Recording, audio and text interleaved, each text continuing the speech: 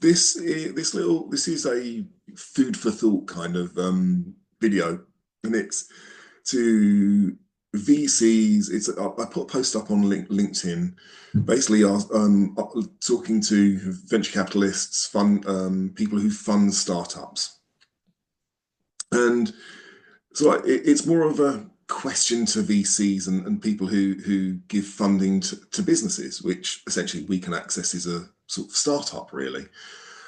Here's the thing. People talk about diversity, people talk about inclusion, people talk about all of these lovely words that they want more people in the workplace, they want more people to thrive. But what I want you to do is think seriously about what's expected when people are asking for money. And then I want you to do what I want you to do, and I'm going to go through this. Think about the skill set that's needed, and then think about the people who might be applying and who have got those hidden and visible disabilities. This is a bit of it's not a ramble, it's just a let's take through the process kind of stuff. So you've got a whole bunch of people out there that have got a bunch of ideas, great ideas. I would argue the case that actually a lot of people with hidden and visible disabilities or parents of SEN folk have got a tremendous amount of experience, they've got a knowledge, they've got an understanding of their market. Why? Purely and simply because they're living and breathing what they're doing 24/7, like we are. And we have done for years. Then also you've got people like, for instance, my wife, who was an expert in sustainability in her field. And unfortunately, our daughter in 2012 got a brain tumor. And basically, one of us had to take the hit from a career perspective. I was a teacher, I could carry on. It was easy for me to carry on generating revenue. But my wife literally lost her career overnight or within hours.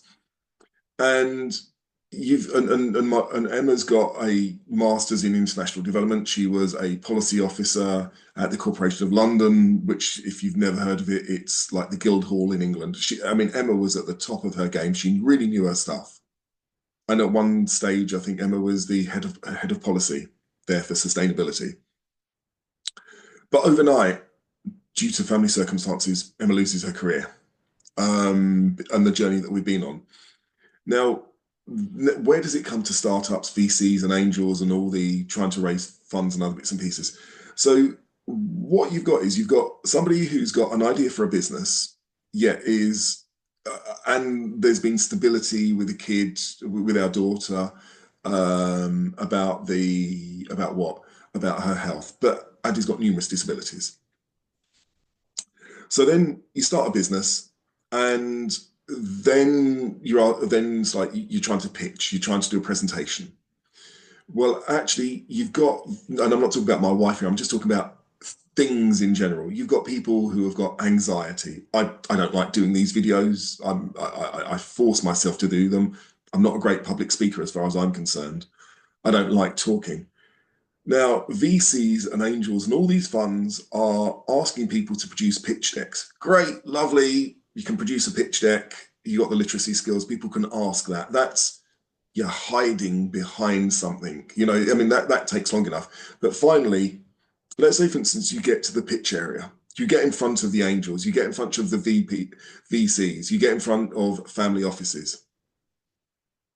Think about the pressure that a neurotypical person would be faced with the anxiety. Now, what I want you to do is think about that person who might have anxiety issues, memory issues, cognitive issues, just forget stuff. Then you've got the physical built environment where it's bombarding people with senses, the lights, the noises, the acoustics, the everything else. And also, you've actually got you've got the actual physical effort of physically getting to that place to get in front of the VC and the angel. And I'm talking about the actual journey. That consumes so much emotional energy anyway, before you've even got to the place for anyone, let alone anybody with hidden and visible disabilities, that by the time they actually get to the physical space of trying to pitch, they're pretty much wiped out anyway. And then they've got a time limit of 1, 2, 5 minutes. And they've been spending months, if not years, ready for that presentation. And it's on the clock. And ready, steady, go. Okay. What about the person who's got brain fog? And there are a tremendous amount of people in the population who have got brain fog. What about the people with the anxiety? And the anxiety kicks in and they start worrying and they start stuttering, but still the clock is ticking away. What about people, as I mentioned in LinkedIn, who essentially stutter? I've just heard myself now talking and I'm actually heaving. I'm trying to struggle for breath because my anxiety is kicking in, and still the clock is ticking. And then possibly you've got the lights and it's like, and you've got pressure and still you've got to remember. So where am I going with this? Because it's a bit of a ramble. If angels, VCs, fundraisers are really trying to look for that, for those gems, for that real, that business that can change the world, that can enable them to generate revenue and create sustainability and change and everything else. Realistically,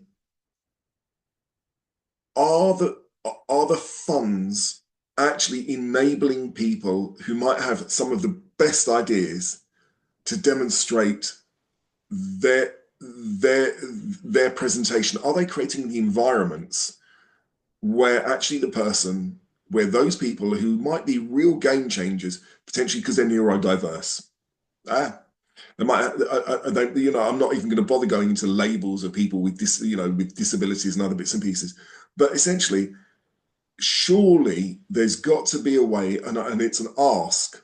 Surely there's got to be a better way for people who have got hidden and visible disabilities to present their information when they're pitching. I've been to a number of these pitching events, and I've seen it. And one, to be fair, I went to over the past 6 months was horrendous.